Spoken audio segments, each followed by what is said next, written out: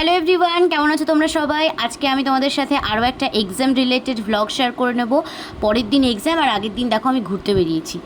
এরকমটাই মনে হচ্ছে না তোমাদের? হ্যাঁ, আমারও এরকমটা মনে হচ্ছিল, কারণ আমি কোনো দিন এক্সামের মধ্যে বাইরে বেরোইনি, মানে লাইফে আমার ফার্স্ট টাইম। কিন্তু এটাও এক্সাম রিলেটেডই একটা কারণের জন্য আমার বাইরে বেরোনো। তো আমার লাস্ট ডে এক্সাম ছিল, ডিসার্টেশন পেপার সাবমিশন, একটা প্রেজেন্টেশন।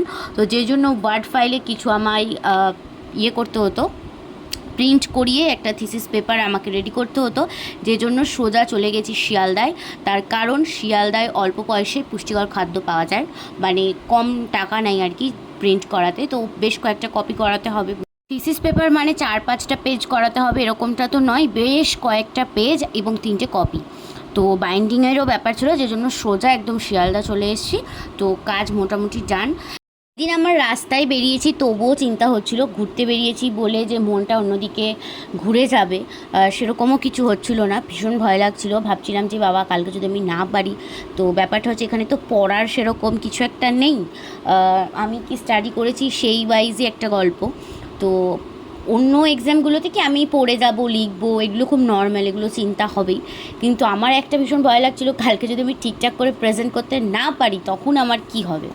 এইসব চিন্তা করতে করতে শেষমেশ চলে গেলাম পার্ক হোটেলে, যেখানে সেল দিচ্ছে। তোমরা হয়তো জেনে থাকবে, অনেক ইনস্টাগ্রাম পেজে আমিও দেখেছি। তো সেখানে গেলাম, গিয়ে দেখলাম লো কোয়ালিটি একদম কিছু কিছু জিনিস, কিন্তু কিছু কিছু জিনিস ভালো ছিল। সত্যি বলতে ছেঁড়া ছেঁড়া জুতো, ব্যাগ এইসবও ছিল। তো আমি সেগুলোর মধ্যে থেকে কিছু নিইনি, দুটো শর্টস নিয়েছি আর একটা ওই কোয়ার্ডস টাইপের একটা সেট ছিল, ওটা আমি নিয়েছি। তো যাই হোক, এখানে তারপরে আমার বাড়ি ফেরার পালা, কারণ পরের দিন এক্সাম আছে। তো চলে এসেছি সকাল সকাল। আমার এই সময় যা টেনশন হচ্ছিল, আমি মানে তোমাদেরকে ভাষায় প্রকাশ করতে পারবো না। দেবস্মিতা হাসানোর জন্য এইসব কাণ্ড কারখানা করেছে। আমি জানতাম প্রচুর ভ্যালুয়েবল লোকজনই এই সমস্ত প্রেজেন্টেশন করে, যে আমাকেও করতে হবে, এটা আমি কোনো দিনই ভাবিনি। আর আমি ভাবিনি যে আমি করতে পারবো। তো আমার এই সময়টার জন্য আরও বেশি টেনশন হচ্ছিল।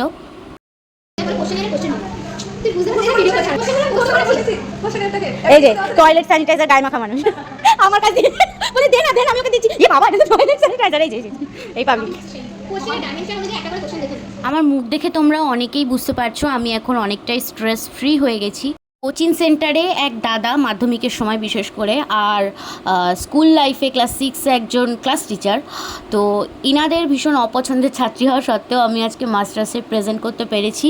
যেইটুকুই বলতে পেরেছি, আমাদের পূর্বা ম্যাম মানে গাইড ম্যাম এবং স্কলার দিদিদের জন্য থ্যাংক ইউ বললেও কম বলা হবে।